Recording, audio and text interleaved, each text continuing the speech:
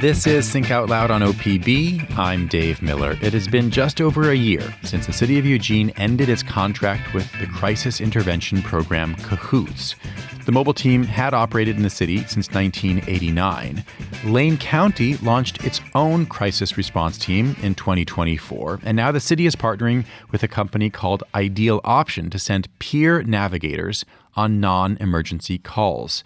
Navigators will respond to welfare checks and connect community members to housing, behavioral health, and other services. Eugene-Springfield Fire Chief Mike Caven joins us now to talk about this new program. It's great to have you on the show. Yeah, thanks for the invite.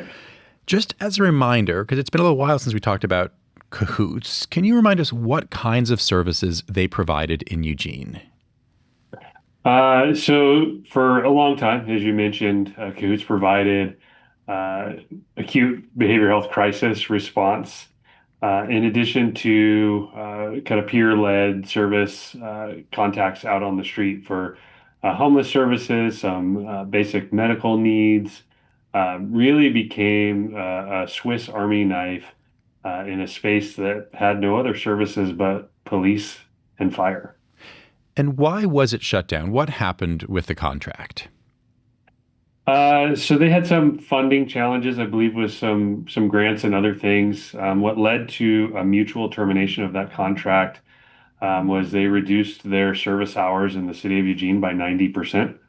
And that wasn't going to work for us and our ability to, figure out how to fill the void if they were going to operate 1 to 2 days a week. When just 9 months earlier, we had signed a contract that called for 36 hours per day. So basically a unit and a half available 24/7. And so ultimately that led to a mutual termination of that contract. After CAHOOTS stopped operating there, what did you see as emergency responders in terms of call volume? The reality is, especially in the beginning, we really didn't see anything on the police and fire side. Call volume in the fire department for EMS went down slightly. We did see a 1 call per day increase for calls that have a behavioral health component or substance abuse component to them. And then over time, the police department saw an uptick in welfare checks and what are subject down calls, which are effectively a welfare check that's out in the street. Somebody drives by with a cell phone and calls 911 to say that they're not sure what the person's situation is. Those have been the core call increases. It's interesting, though, that you didn't see an immediate uptick when CAHOOTS stopped. It's a little bit surprising. I guess to me, it's counterintuitive. How do you explain that? So there's some good statistics about what they were able to do in the system, or some predictions on what was happening. A lot of that work was self-initiated, where they would go out and see people experiencing challenges and address those in between being sent to calls for service. But ultimately, one of the challenges that we had for a very long time was there was no data coming out of that system. There's no mechanism to report back to the city. We knew what they were being sent to, but we never got disposition on what did they find. Did they find anything? Did they treat transport? Did the person get out of the situation that they're in? And that, especially now in the modern era where data drives just about everything, including the federal funding for programs like CAHOOTS, ironically named after them. So at the time when CAHOOTS was going to stop operating in the area, we heard that the Lane County mobile crisis team could fill some of those gaps. Did that happen? It did. And the reality is, in this space, in the modern era, Oregon legislature passed a law in 2018 that required counties to provide a provision for 24-hour mobile crisis response. And there was a lead time, like any unfunded mandate from the state for implementation. And we had worked, the fire department took over the contract with CAHOOTS from the police department in 2023. And over 2024, we had worked with the county and Whitebird to potentially make that CAHOOTS model the contractor for the county. The county initially was looking for a vendor to provide the work because it's a complicated process to add new positions in the public sector. And ultimately, they couldn't land on a contract or an agreement on how the work was to be done, and the county had to get their resource stood up. And so I think there's a feeling out there that the county edged CAHOOTS out of the system when the reality is they really wanted that model. It just didn't align with their time frame or again, the regulatory requirements and reporting requirements for a program like that. So let's turn to the more recent story. What gaps still remain? What was the city looking for when it put out the request for proposals? So we did a gap analysis kicked off shortly after the shutdown to understand what was happening on the street, interviews with service providers, responders, and then again, a review of the data. And we knew the county had the responsibility to respond to mobile crisis, and we saw their demand for service increase when CAHOOTS shut down. And so they were filling that gap, and they need to continue to staff up and address the service needs there. We had established our community paramedic program and saw that grow after the closure of the University District Hospital in downtown Eugene out of necessity. And so we kind of had some of that street level and chronic 911 user issues addressed for medical work, and then we had the mobile crisis work addressed. There was some question about youth crisis services. There was a program the county contracted with called Riverview, who was providing that. And so we were able to clear that issue up. Ultimately, as of, I think, May 1st, the county will be responsible for the youth mobile crisis as well. And so what we wanted to see is void of significant data or demand to inform what we should put out in the street. We wanted to get some peers out there who have experience to get in front of these folks and see what their needs are, to get them to services, to get them out of the situation that they're in, but also to provide feedback back to the fire department in the city. What gaps are you unable or untrained to fill that maybe we do need to fill, or are there none? And so that's really, we wanted to be thoughtful as we step back into this space with limited public dollars and say, if somebody else is responsible for the work, it doesn't make good sense to reproduce it.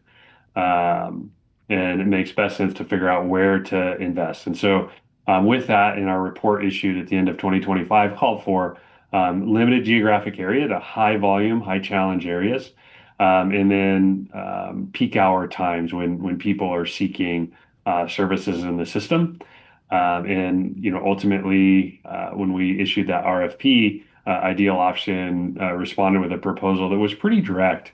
It also came with some additional options of contracted stability units, meaning really, as we know, if somebody's seeking help or acknowledges that they want to get help and they want to get out of their situation, if you don't have the ability to address that in the moment, they pretty rapidly slide back into the situation that they're in, or you can't find them again.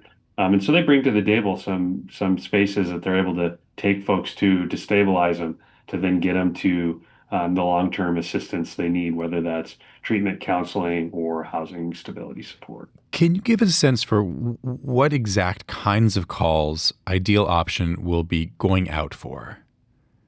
So a lot of those are going to be, the welfare check, the subject down type calls in those areas, because they're going to be out doing field outreach already. And when those calls come in, typically, unless there's some indication of a crime or a significant life threat, they can wait for a while. And having an alternative resource available to send over there and check what do they need. And what we found when we respond to those calls, or when law enforcement responds to those calls, those are people in need of some sort of stability type service. Just to be clear, because you've said subject down a couple of times, and I want to make sure I understand that. So what is a subject down call? It is a broad descriptor for somebody drove by and or walked by, or they're outside their business and they're sleeping on the sidewalk, they're in the bushes, maybe they're intoxicated and passed out. It's really encompasses all sorts of things for somebody down on the ground. And what we know is from our data tracking is a very, very small percentage of those are experiencing a healthcare related issue. Usually it's a trespass or some other non-criminal nuisance type situation. And we know a large majority of those folks really need some, access to services and support, which Ideal Option brings. And they also bring in this contract the responsibility to follow up and report back. Are we making progress for folks who doesn't want help? And how, that way we can track and understand how do we support them and the community's needs at the same time. Well, so that gets to because you mentioned data a couple of times. How will you evaluate whether this system or whole set of different responders, how will you assess if it's working?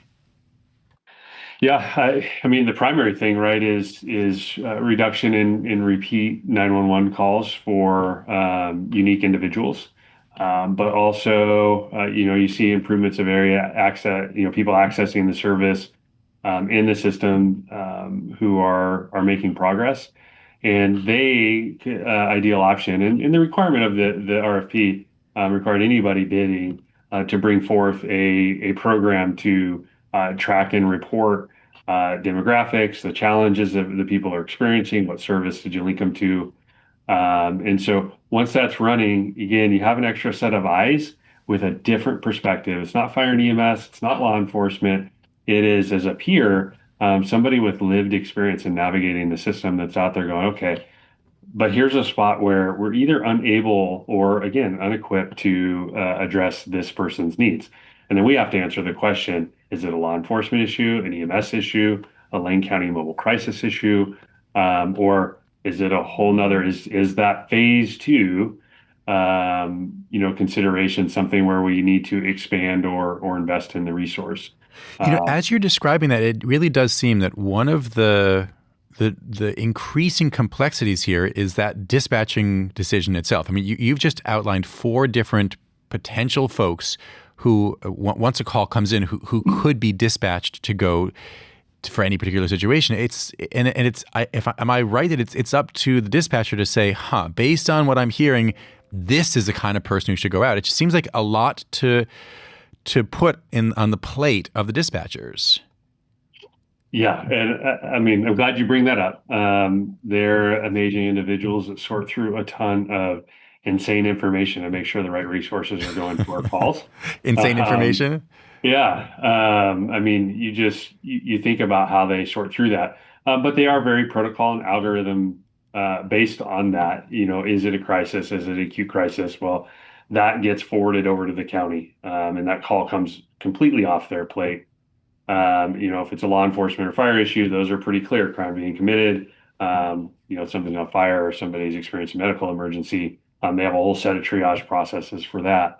And so they're good at it, what they do, but we ask a lot of them. It does seem like the edge cases might be more challenging. If it's, subject down, as you said earlier, how do you know it's not an overdose where you really would want immediate medical help as opposed to someone who's sleeping? Yeah, and that's a great question. As I pointed out earlier, how we had come to the conclusion on those was looking at the data, and we had studied over 1,500 of those calls to understand that less than 1% of them were actually experiencing any kind of medical emergency, and even far less that they were experiencing something more significant. Oftentimes what we find is it's pretty rare that somebody's by themselves on a sidewalk or something like that experiencing an overdose episode. Fortunately, there's usually other people around for those, but that's also why we wanted this, an additional responder available out there, so that those calls don't wait too long for somebody to go by and check. A lot of the times in the current environment and in the past environment, our data would show sometimes it would take CAHOOTS in excess of an hour to get to some calls, especially if they're busy longer or never. And on those subject down calls, it's not uncommon for that program or law enforcement to go by and the person's not there anymore. They've moved on. They were resting or um, uh, whatever they needed at the time, but it wasn't a law enforcement fire and EMS problem. Mike Caven, thanks very much. Yeah. Mike Caven is Eugene-Springfield Fire Chief.